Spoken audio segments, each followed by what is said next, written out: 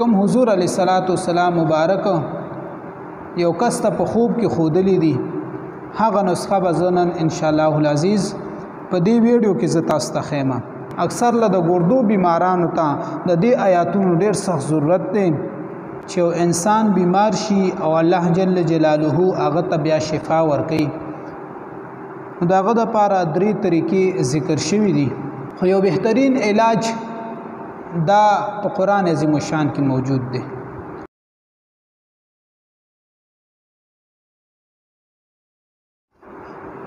نحمده ونصلي ونسلم على رسوله الكريم أما بعد فقد قال الله تبارك وتعالى في كلامه المجيد وفرقانه الحميد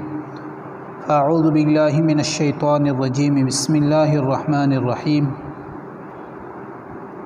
وننزل من القرآن ما هو شفاء ورحمة للمؤمنين ولا يزيد الظالمين إلا خسارا صدق الله العظيم اللهم صل على سيدنا ومولانا محمد وبارك وسلم عليك صلى الله على سيدنا محمد صلى الله عليه وآله وسلم محترم و عزتمندو نن چې کومه موضوع ده هغه موضوع د قرآن عظیم الشان کې چې کوم آیاتونه د شفا راغلي دي د هغې متعلق ده خو د شفا د آیاتونو نه وړاندې کومه بهترینه طریقه ده چې انسان بیمار شي او الله جل جلاله هغه ته بیا شفا ورکړي داغه د پاره درې طریقې ذکر شوي دي یو طریقه دا ده د ټولو نه اول به دغه انسان د پاره به دعا غوښتل شي چې دغه انسان ته دعا وشي او دغه انسان په دغه دعا باندې الله جل جلاله ورله شفا ورکړي او کچره په دعا باندې دغه انسان ته شفا ملو نشوله نو دغه انسان ته بیا پکار دی چې دغه انسان صدقه وکړي الله جل جلاله با د صدقې د خاطره دغه انسان ته شفا ور نصیب کړي او کچري بیا هم انسان ته شفا ملو نشوله نو دغه انسان با بیا دریم نمبر کې هغه ډاکټر ته ځان خای علاج وکړي علاج معالجین پس دغه انسان ته به الله جل جلاله شفا ورکړي خو اول دعا ده بیا د هغې نه پس صدقه ده او د هغې نه پس بیا چې کوم دی د ډاکټر علاج دی خو یو بهترین علاج دا په قرآن عظیم الشان کې موجود دی په قرآن عظیم الشان کې بهترین نسخې موجود دي هغه نسخې چې کوم حضور علیه السلام مبارک یو کس ته په خوب کې خودلی دي هغه نسخه به زنن ان شاء الله العزیز په دې ویډیو کې زه تاسو ته خیمه د قصیده برده شریف په شرح کې لیکل شوی دی چې امام قشیری رحمه الله فرمایي چې یو ځل زما زوی سخت بیمار شولو او د هغه بیماری ډیره زیاته سخته شوله نو یو شپه می خوب ولیدلو په خوب کې جناب محمد رسول الله صلی الله علیه و آله وسلم مبارک دیدار راکړلو چې کله ماته دیدار راکړلو د اغینا د حضور علیه السلام مبارک نه ما په عجزۍ سره تاسو کړلو